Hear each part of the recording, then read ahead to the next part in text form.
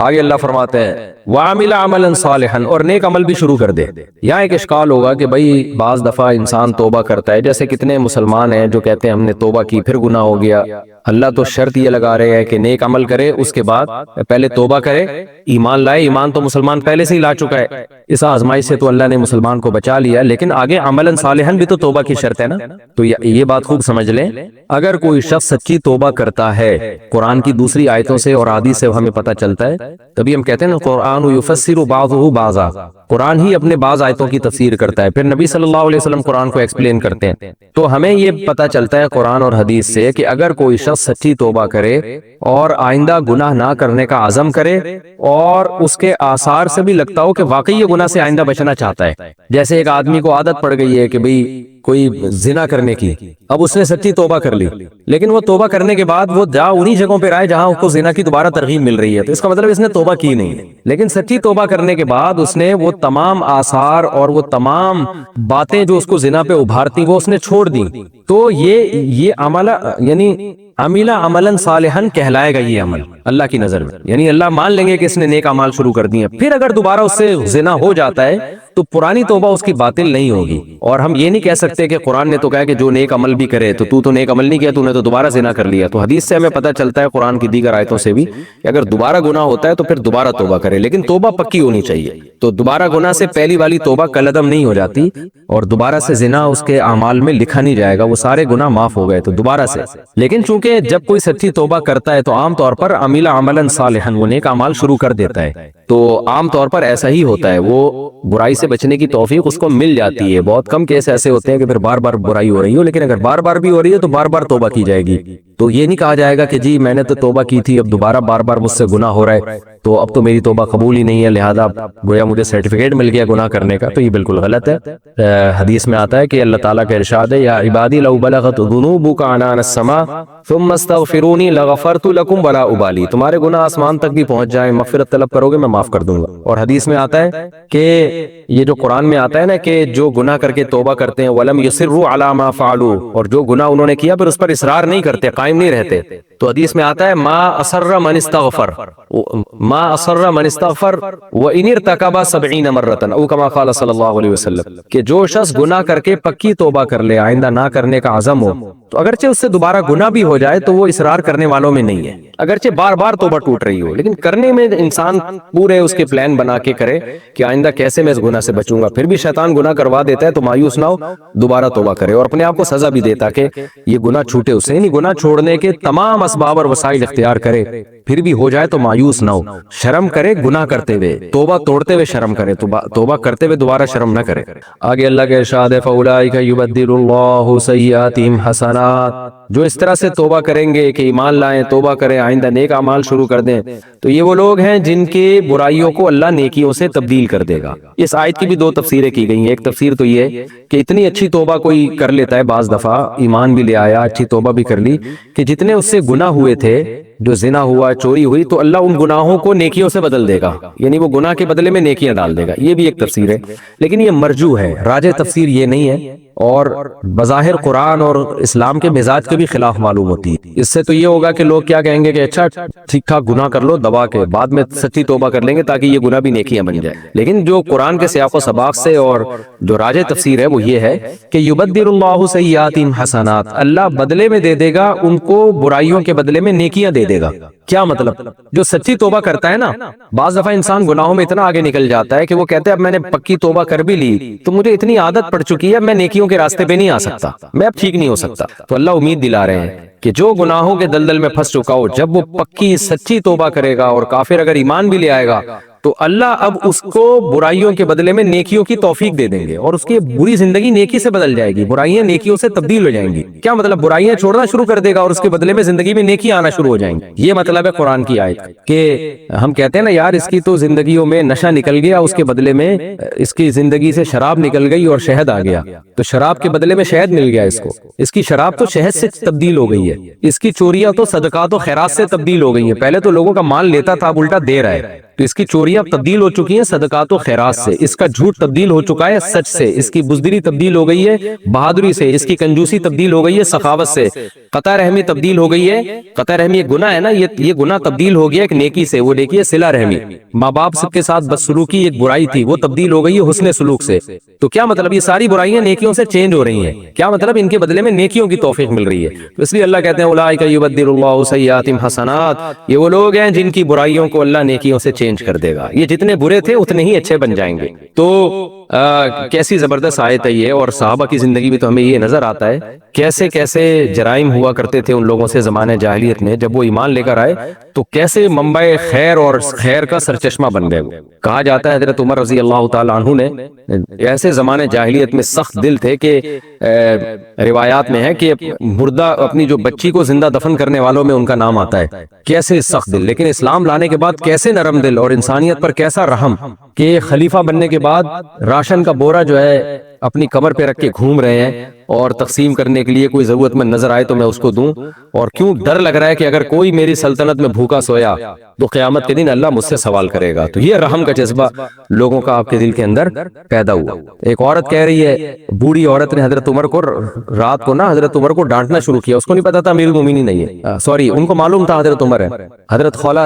رضی اللہ تعالیٰ عنہ اتنا ڈانٹا حضرت عمر کو، حضرت عمر اس بوڑھی عورت کی ڈانٹ سنتے رہے تحمل کے ساتھ۔ خادم نے اس عورت کو کہا کہ چپ ہو جا، امیر المومنین ہے، تو کیوں ان کو اتنا کہہ رہی ہے؟ تو حضرت عمر نے فرمایا تم خاموش رہو، یہ وہ عورت ہے جس قد سمع اللہ قول التی تجادلک فی زوجہا، اس کی آواز تو اللہ نے 7 آسمانوں میں سنی، وہ جو زہار والی آیتیں ہیں نا کہ ان کے شوہر نے کہہ دیا تھا انتی علیہ کظہر امی، تو اللہ نے آسمان سے آیتیں نازل کی ان کے حق میں، تو کہا ان کی یہ تو وہ ہے جس کی آواز اللہ نے آسمانوں سے سنی ہے، تو عمر اس کی آواز کیوں نہیں سنے گا بھائی، عمر اس کی بات کیوں نہیں سنے گا؟ پھر فرمایا اگر یہ فجر تک بھی نصیحت کرتی میں کھڑا رہتا۔ تو یہ جذبہ پیدا ہو گیا، یہ ہے یبدل اللہ سیئاتہم حسنات وکان اللہ غفورا رحیما، کیونکہ اللہ مغفرت کرنے والا اور رحم کرنے والا ہے۔ تو یہ کام اللہ اس لیے کرے گا، معاف تو اس لیے کر دے گا گناہوں کو، یعنی ایک اشکال ہوتا ہے نا کہ اللہ اتنے بڑے بڑے جرائم کیے، ابھی تو اتنے غضب میں تھا، اتنی دھمکیاں دے رہا تھا جو قتل کرے گا، زنا کرے گا، جہنم میں ڈال دوں گا ہمیشہ کے لیے، اتنا غضب، اور ایک طرف تو اللہ کی تلوار چلا رہا ہے، اللہ من تاب وآمن وعمل صالحا، جو توبہ کر لے نیک عمل کرے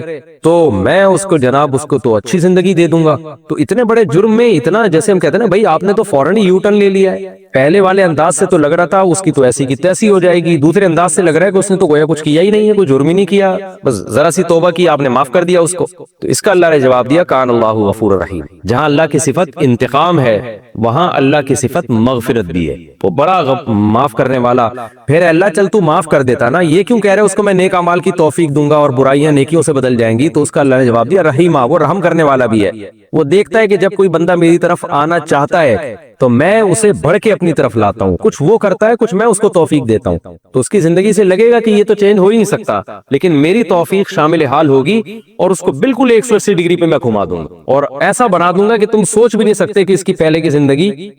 کیسی تھی اور آج یہ کیسی ہے۔ تو ایسا یہ ہے رحمت کا اظہار۔ اور پھر اللہ نے اسی اشکال کا دوبارہ جواب دیا وَمَن تَابَ وَعَمِلَ صَالِحًا، کہ دیکھو تمہیں اس پر تو اشکال ہو رہا ہے کہ ایک طرف زنا اور کفر پہ اور قتل نفس پہ میں یہ دھمکیاں دے رہا ہوں اور دوسری طرف میں بشارتیں سنا رہا ہوں جو توبہ کرے گا، تو ایک وجہ جواب تو میں نے دے دیا کہ میں غفور بھی ہوں رحیم بھی، دوسرا جواب بھی سنو کہ اس نے بھی تو کوئی چھوٹا کام نہیں کیا نا، اس نے توبہ کرنے کے لیے دروازہ کس کا کھٹکھٹایا ہے؟ اس نے میرا دروازہ کھٹکھٹایا ہے، اللہ کا دروازہ کھٹکھٹایا ہے۔ تو جو بھکاری چھوٹے موٹے سیٹھ کے پاس جائے تو چھوٹا موٹا سیٹھ تو چونی اٹھنی پکڑا کے اس کو رخصت کر دے گا، لیکن کوئی بھکاری کسی بہت بڑے دولت مند کے پاس جائے جو بڑا جواد اور کریم ہو، جب بھیک کا دروازہ اس کا کھٹکھٹائے گا تو وہ تھوڑا بہت کرم نہیں کرتا، وہ اپنی شان کے مطابق کرم کرتا ہے۔ تو یہ ایسا ہی ہے نا کہ آپ کسی کے پاس گئے چندہ مانگنے کے لیے، اس نے تھوڑے سے پیسے پکڑا دی، آپ نکل کے آئے، اور آپ کسی بڑے سیٹھ کے پاس گئے، اس نے اتنی رقم پکڑا دی، آپ کہیں یار یہ تو میں نے مانگی نہیں تھی، تو وہ جواب میں کیا کہتا ہے؟ بھائی تم آئے کس کے پاس ہو؟ یہاں آنا نہیں تھا، آئے ہو تو پھر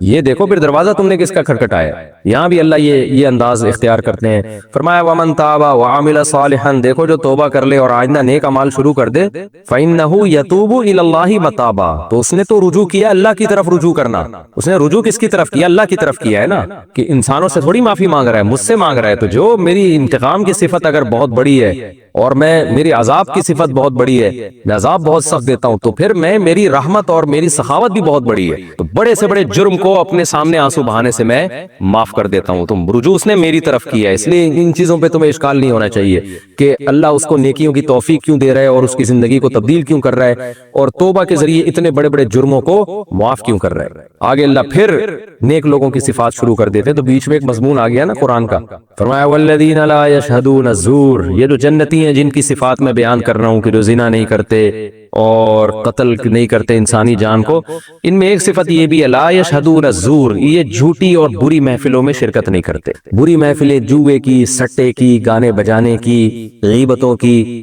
اور جو ٹھٹھے مار رہے ہوتے ہیں لوگ بیٹھ کے روڈوں پہ، اور جیسے ہوتا ہے نا بالکل آوارہ گردی قسم کے، تو زور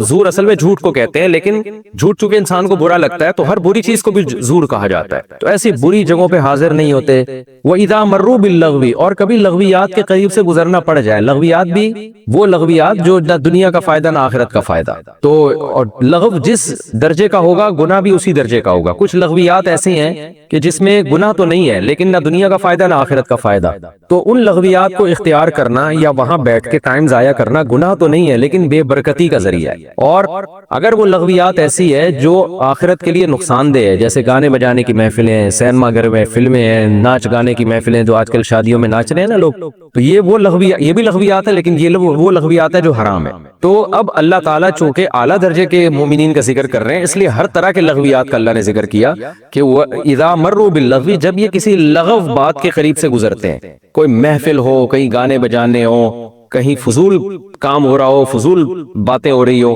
تو مرو کرامہ، یہ عزت کے ساتھ گزر جاتے ہیں۔ یہ کنایہ ہے اس بات سے کہ اس کی طرف توجہ نہیں کرتے، ان پہ اثر ہی نہیں ہوتا کہ یہ کیا ہو رہا ہے۔ آپ نے دیکھا ہوگا نا کہیں گانے بجانے کو اسٹیج شو چل رہا ہے تو کچھ لوگ بیٹھنا نہیں چاہتے لیکن گزر کے دیکھتے ضرور ہیں کہ دیکھیں کیا ہو رہا ہے، تھوڑا انجوائے کرتے ہیں اور تھوڑا تھرکتے ہیں ان کے ساتھ، لیکن اللہ کہتے ہیں جو ایمان والے لوگ ہیں نا وہ عزت کے ساتھ گزر جاتے ہیں، وہ ایسی فضول چیزوں میں دلچسپی نہیں لیتے۔ تو اس میں بھی اللہ نے یعنی مفسرین نے یہ گانے بجانے کی محفلوں کو اور یہ جوئے سٹے جو آج کل اسنوکر کلبوں میں لڑکے کھیل رہے ہوتے ہیں، کہہ کے لگا رہے ہوتے ہیں، تو اکثر اسنوکر کلبوں میں جوئے اور سٹے چل رہے ہوتے ہیں، تو اس قسم کی تمام مجالس سے اجتناب کرتے ہیں۔ غیبتوں کی محفل، ایسی مجلسیں جہاں اسلام اور اسلام والوں کا مذاق اڑایا جا رہا ہو، نہ دین کا فائدہ نہ دنیا کا فائدہ، جو بے برکتی کا ذریعہ ہے وہ والی تمام محفلیں اس میں داخل ہے۔ والذین اذا ذکروا بآیات ربہم، اور یہ وہ لوگ ہیں جب ان کو اپنے رب کی آیات کے ذریعے نصیحت کی جاتی ہے، لم یخروا علیہا صما وعمیانا، تو یہ اندھے اور بہرے ہو کے نہیں گرتے۔ گرنے کا مطلب کیا ہے؟ مشرکین یہ کرتے تھے جب قرآن پڑھا جاتا تھا نا تو مجمع لگا کے ایسے ٹوٹتے تھے جیسے گر پڑیں گے۔ آپ نے دیکھا ہوگا نا کوئی بھی نئی چیز آتی ہے تو سارے وہاں جمع ہو جاتے ہیں، تو لوگ کیا کہتے ہیں کس چیز پہ گرے ہوئے ہو تم؟ لوگ یوں کہتے ہیں نا ارے بھائی تم کدھر گر رہے ہو؟ تو گرنے کا مطلب حقیقت میں گرنا نہیں ہوتا بلکہ ٹوٹ کے توجہ کے ساتھ کسی چیز کی طرف جمع ہونا۔ تو مشرکین جب قرآن پڑھا جاتا تھا مجمع لگا کے کھڑے ہو جاتے تھے لیکن اندھے بہرے بن کے، بس مذاق اڑانے کے لیے، آیتیں غور سے سن کے جو ہے عبرت حاصل نہیں کرتے تھے۔ تو اللہ نے مشرکین کے بالکل اپوزٹ مومنین کا تذکرہ کیا کہ جب ان کو قرآن کے ذریعے نصیحت کی جاتی ہے تو وہاں یہ جو گرتے ہیں نا ان آیتوں پہ، کیا مطلب جو غور سے سنتے ہیں، تو اندھے بہرے ہو کے نہیں سنتے بلکہ دیکھتے ہیں کہ ہم سے کیا کہا جا رہا ہے اور اس میں کون کون سی نشانیاں بیان کی جا رہی ہیں، تاکہ ان نشانیوں کو دیکھیں اور سنتے بھی پورے طریقے سے، یعنی سمجھتے ہیں اس کو، کیونکہ وہ سننا جس میں سمجھ ہی نہ آئے وہ سننا نہ سننے کے برابر ہے۔ تو خلاصہ اس آیت کا یہ ہے کہ جب ان کو قرآن کے ذریعے رب کی آیتوں کے ذریعے نصیحت کی جاتی ہے تو پوری توجہ کے ساتھ اس نصیحت کو یہ سنتے ہیں، ایسے موقع پہ اندھے اور بہرے نہیں بن جاتے۔ والذین یقولون ربنا هب لنا من ازواجنا وذریاتنا قرۃ اعین واجعلنا للمتقین اماما۔ ایک اور بہترین صفت اللہ نے بیان کی کہ ان کی اپنی حالت تو یہ ہوتی ہے کہ خود بھی زنا نہیں کرتے، قتل نفس نہیں کرتے، تہجد کی پابندی کرتے ہیں، اللہ سے جہنم کی پناہ اور جنت کی تمنا اللہ سے لالچ کرتے ہیں، دعائیں مانگتے ہیں، اور نصیحت جب کی جائے تو غور سے سنتے ہیں، تو ساتھ ساتھ ان کو اپنے گھر والوں کی بھی فکر ہوتی ہے۔ آپ نے دیکھا ہوگا بعض لوگ خود تو بڑے نیک بنے ہوتے ہیں، گھر والوں کو بالکل بدحال چھوڑ دیا ہوتا ہے، انہوں نے کوئی فکر ہی نہیں ہوتی بیوی بچے کیا کر رہے ہیں۔ تو اللہ کہتے ہیں اپنے گھر کی بھی فکر ہوتی ہے، اسی فکر میں وہ یہ اللہ سے دعا مانگتے ہیں۔ وہ کیا دعا مانگتے ہیں؟ ربنا هب لنا من ازواجنا، اے اللہ ہمیں عطا کر ہماری ازواج کی طرف سے، یعنی عورت اگر ہے تو اپنے شوہر کے لیے دعا مانگے، شوہر ہے تو اپنی بیویوں کے لیے دعا مانگے، وذریاتنا، اور ہماری اولادوں کے لیے، औलादों की तरफ से हमें आंखों की कुर्रत आयुन, आंखों की ठंडक अता कर। हदीसों में और सहाबा के अक़वाल में और मुफस्सिरीन में जो इसकी तफसीर आई है, वो तफसीर ये है कि उनको दीनदार बना दे, ताकि हमें उनको देख के आंखों को ठंडक मिले। आंखों की ठंडक का ये मतलब नहीं है कि वो खूबसूरत बहुत हों और ये कि ये या जो है वो पैसा वैसा उनके पास बहुत आए, और या ये कि वो जो है वो अय्याशी वाली जिंदगी हो ताकि हम उनको देख के खुश होते ना, ये कतन मतलब नहीं है। असहाब से, सहाबा कराम, ताबईन से, बड़े बड़े मुफस्सिरीन से, जो ताबईन में बड़े बड़े मुफस्सिरीन गुजरे हैं, हजरत मुजाहिद है, हजरत इकरिमा है और हजरत ताऊस है, और भी बहुत सारे। तफसीर में तो हजरत मुजाहिद का नाम बहुत ज्यादा है,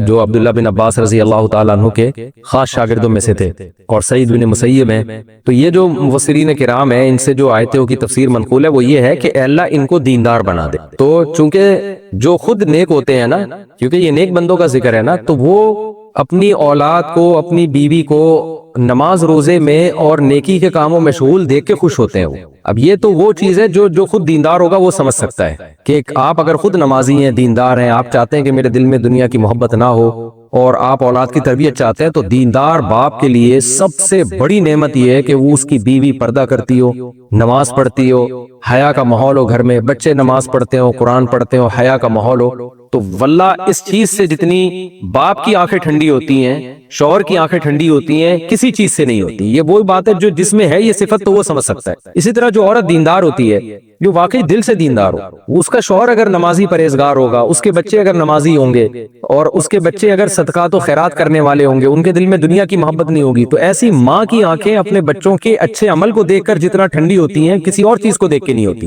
तो यहाँ कुर्रत आयुन का ये मतलब है कि अल्लाह हमारे मातहतों को नेक बना दे ताकि हमारी आंखें उनको देखकर ठंडी हो। वजअलना लिलमुत्तकीन इमामा, और हमें परहेजगारों का इमाम बना। ये मतलब नहीं है कि इलेक्शन में हम जीत जाएं और जितने नेक लोग मुल्क में रहते हैं हम उनके वजीर आजम बने। मतलब ये है कि हमारे मातहतों को परहेजगार बना दे ताकि हम परहेजगारों के इमाम बने। यदि इमाम तो हम हैं ही, हर आदमी इमाम है और हर औरत इमाम है उन लोगों का जो उसके मातहत है। नबी सल्लल्लाहु अलैहि वसल्लम ने फरमाया, कुल्लुकुम राइन व कुल्लुकुम मसऊलुन अन रइयतिही, तुम में हर शख्स निगहबान है और हर शख्स से उसके मातहतों के बारे में सवाल होगा। तो शौहर का मातहत बीवी और बच्चे हैं, औरत के मातहत उसके औलादे हैं, और बड़ा भाई है तो उसके मातहत छोटे हैं, तो बड़ी बहन है तो उसके मातहत छोटे हैं, दफ्तर में आपके मातहत आपके मुलाजिमीन है। तो हर शख्स को अल्लाह ने किसी न किसी दर्जे में इमाम बनाया है। तो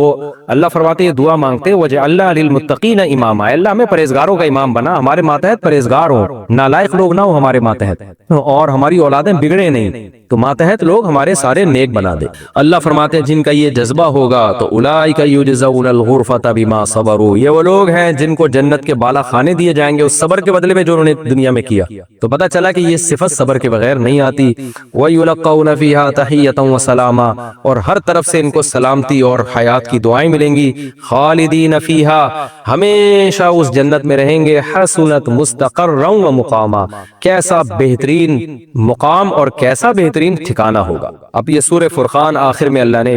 यानी जहन्नमियों की अलामतें भी बता दी, नेक लोगों की अलामतें भी बता दी। अब सूरह फुरकान आखिर में अल्लाह एक अकली दलील पे खत्म कर रहे हैं कि काफिर इन आयतों को सुनकर ताज्जुब करता है कि भाई अल्लाह क्यों हमें हुक्म दे रहा है कि हम नमाज पढ़ें, रोजा रखें, इबादत करें, और औलाद की तरबियत की भी नेक बनाने की कोशिश करें, और तौहीद पर लाएं, कत्ल न करें, जिना न करें, शराब न पिएं, ये न करें, वो न करें। तो ये क्या बात है यार, अल्लाह को क्या पड़ी है? तो अल्लाह ने उसी का, आज भी मुल्हिद लोग ये सवाल करते हैं, खुदा को क्या है यार कि कोई इसकी इबादत करे ना करे, खुदा को क्या है कि शराब पिए ना पिए? अगर खुदा है भी तो उसको क्या पड़ी है इन चीजों से? वो क्यों चाहेगा कि रिस्ट्रिक्शन लगाए और पाबंदियां लगाए? तो अल्लाह ने उन मुल्हिदीन का जवाब जो है ना उन्हीं के अंदाज में दिया। वो क्या फरमाया, कुल मा याबउ बिकुम रब्बी, ए नबी इनसे कह दीजिए मेरे रब को तुम्हारी क्या परवाह, लौला दुआउकुम, अगर तुम उसकी इबादत नहीं करोगे, उसको नहीं पुकारोगे। यानी गोया अल्लाह हमसे ये सवाल कर रहा है कि तुम अगर मुझे ही नहीं मानते और मेरे अहकाम ही को फॉलो नहीं करते, दुआ ये किनाया है इबादत से। तभी मुफस्सिरीन इसका तर्जुमा इबादत से करते हैं, क्योंकि दुआ भी इबादत का एक जुज़्व आज़म है ना। तो जुज़्व आज़म,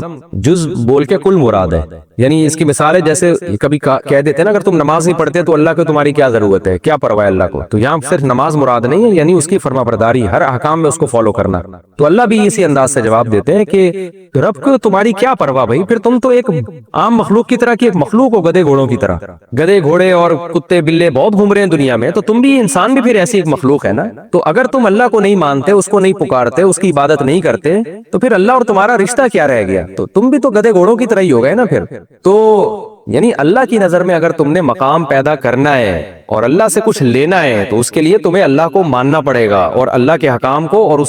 اللہ کے حکام کو فالو کرنا پڑے گا اور اس کی عبادت کرنی پڑے گی۔ تو سورہ فرقان کو اللہ نے اس بہترین آیت پہ ختم کیا کہ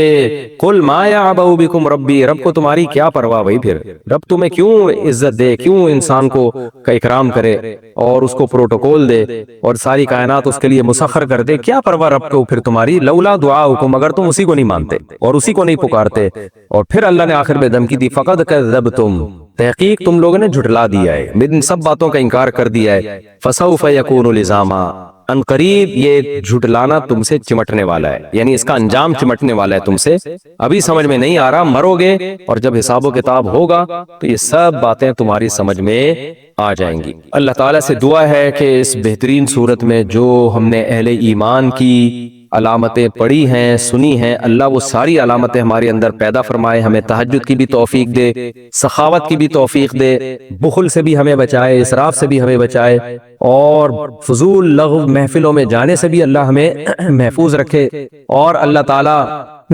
ہمیں اپنے بیوی بچوں کی فکر کی اور ان کے لیے دعائیں مانگنے کی بھی توفیق عطا فرمائے۔ یہ سارے کام کی اگر ہمیں توفیق ملتی ہے تو پھر اللہ کو بھی ہماری پرواہ ہے، اور اگر کبھی کوتاہی ہو تو توبہ کی بھی توفیق مل جائے۔ اگر یہ سارے کام کریں گے تو اللہ کو بھی ہماری پرواہ ہوگی، وہ ہمیں دنیا میں بھی یاد رکھے گا، آخرت میں بھی۔ لیکن اگر ہم یہ سارے کام نہیں کرتے اور مادی دنیا کے پیچھے بس بھاگتے رہتے ہیں تو دنیا میں تھوڑی بہت عیاشی ہو جائے گی لیکن پھر اللہ کو ہماری کوئی پرواہ نہیں ہوگی۔ اللہ تعالیٰ سمجھنے کی، عمل کی توفیق عطا فرمائے۔ سورہ فرقان الحمدللہ ہماری